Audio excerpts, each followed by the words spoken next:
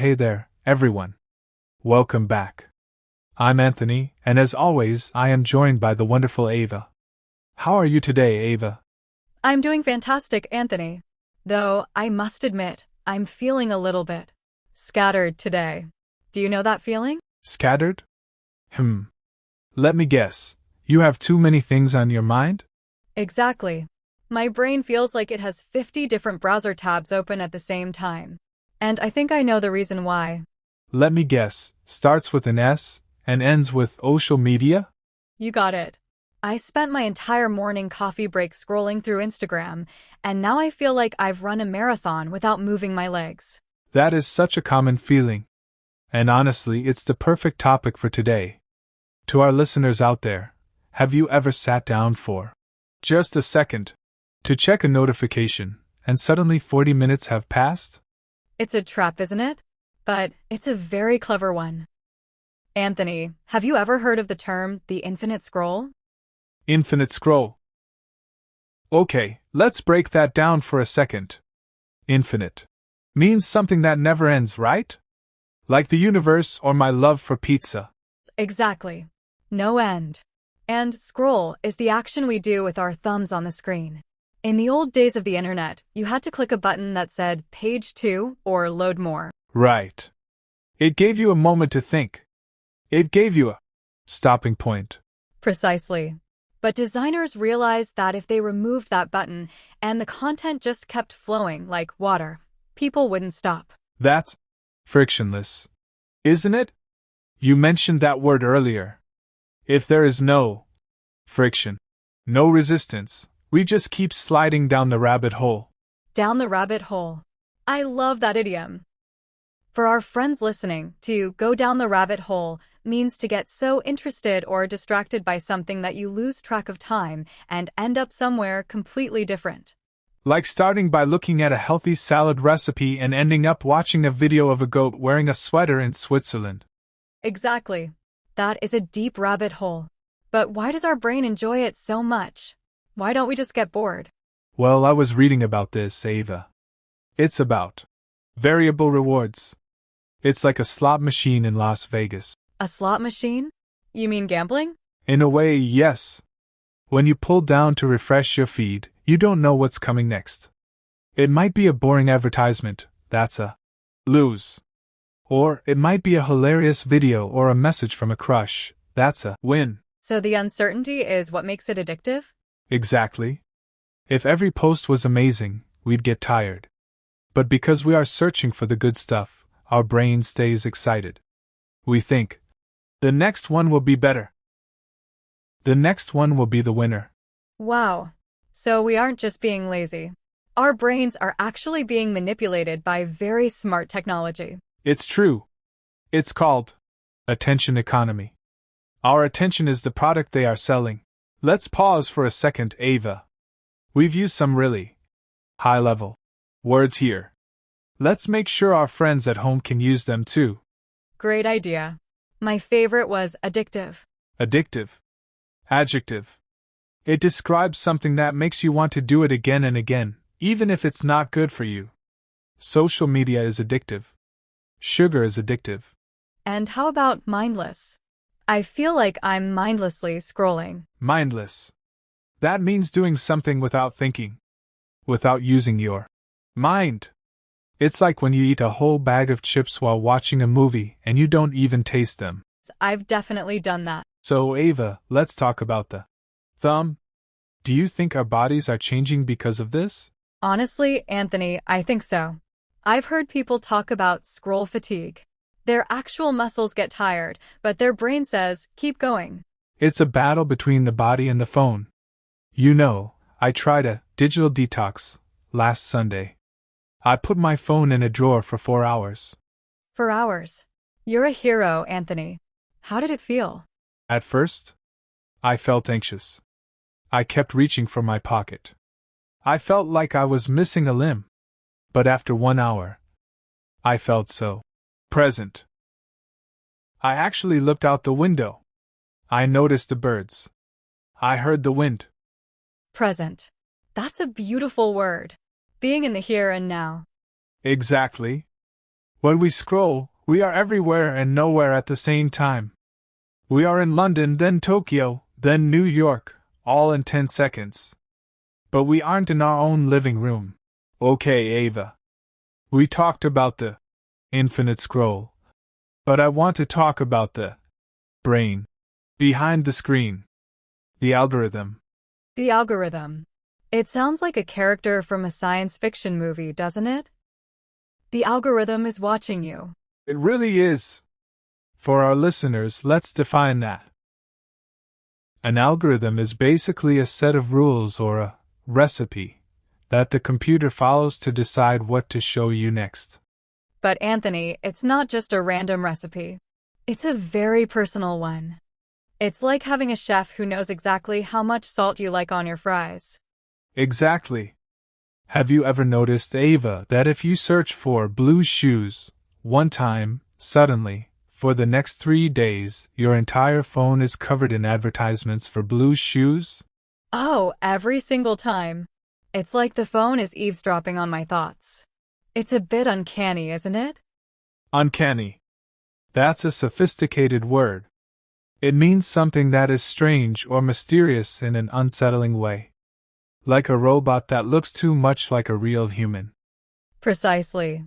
So, how does this robot keep us scrolling? Well, it watches your watch time. It doesn't just care about what you like. It cares about what you look at. Even if you don't click the heart button, if you stop scrolling for 3 seconds to look at a video of a messy kitchen, the algorithm says, "Aha! Anthony likes messy kitchens. Give him more." So that's why my feed is full of organization videos and before and after home makeovers. I stop to look because I'm shocked by the mess, and the robot thinks I'm obsessed with cleaning. Exactly. It doesn't understand why you are looking. It only knows that you are looking. It's hungry for your attention. Let's take a quick language break. Here. Ava, you used a great word earlier. Eavesdropping. Yes, to eavesdrop. It means to secretly listen to a private conversation. Like if you are in a cafe and you try to hear what the people at the next table are whispering about. My phone is eavesdropping on me. It's a very common phrase people use nowadays. And what about tailored? We often say the content is tailored to us. Think of a tailor, someone who makes a suit or a dress to fit your body perfectly. So, tailored content is content made to fit your interests perfectly. But here is the dangerous part, Ava. If the robot only shows us what we already like, we never see anything new. We never see a different point of view. That's what they call an echo chamber, right? Like being in a room where you shout and only hear your own voice coming back at you. Spot on. If I only like videos of people who agree with me, I start to think that everyone in the world agrees with me. It makes us very stubborn. It really does. It's like our world becomes smaller and smaller, even though the internet is supposed to make it bigger. It's a paradox. The World Wide Web is making our perspective tiny. So, Anthony, how do we trick the robot? How do we break out of this tailored suit? Sometimes I click on things I don't like just to confuse it. I'll search for how to grow giant pumpkins, just so my feed stops showing me shoes. That's brilliant. A pumpkin reset. I love it. Okay, Ava. We've talked about the infinite scroll and that invisible robot algorithm. I'm starting to feel like my phone is a little bit of a villain. It's not a villain, Anthony. It's just a tool. But like any tool, like a hammer or a saw, you have to know how to use it, or you might hurt yourself. That's true. So, how do we take the power back? I want to be the boss of my thumb again. Well, the first thing I did, and this was a game changer, was turning off non-human notifications. Non-human? You mean like aliens? No. I mean, if a real person like you, Anthony, sends me a message, my phone pings. But if an app says, hey, look at this trending video, I turn that off. If it's not a human trying to talk to me, I don't want to hear from my phone. That is genius. Non-human notifications. It's about intentionality. Exactly. Intentional. To do something on purpose. Not just because a red bubble popped up on your screen. I have another tip. It's called the out of sight, out of mind rule. I love that idiom. If you can't see it, you don't think about it. Right. When I'm working, or when I'm having dinner with friends, I put my phone in another room. Or at least in a bag. If it's on the table, even if it's face down, my brain is still thinking about it. It's true. There was a study that said just having a phone on the table, even if it's off, lowers your IQ by a few points in that moment because part of your brain is waiting for it. Wow. My phone is making me less smart just by sitting there? That is a scary thought.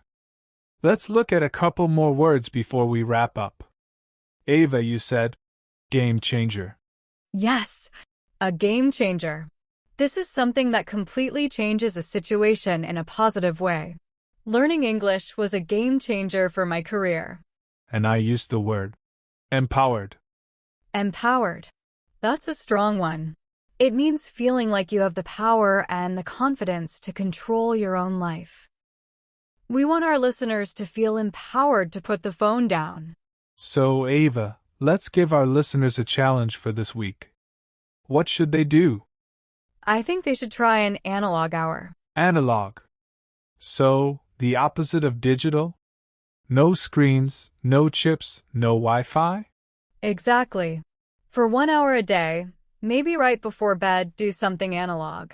Read a physical book, one with paper pages, write in a journal, or even just wash the dishes and listen to the water. I love that. I'm going to try it tonight. I'm going to leave my phone in the kitchen and read that mystery novel I bought 6 months ago. Perfect.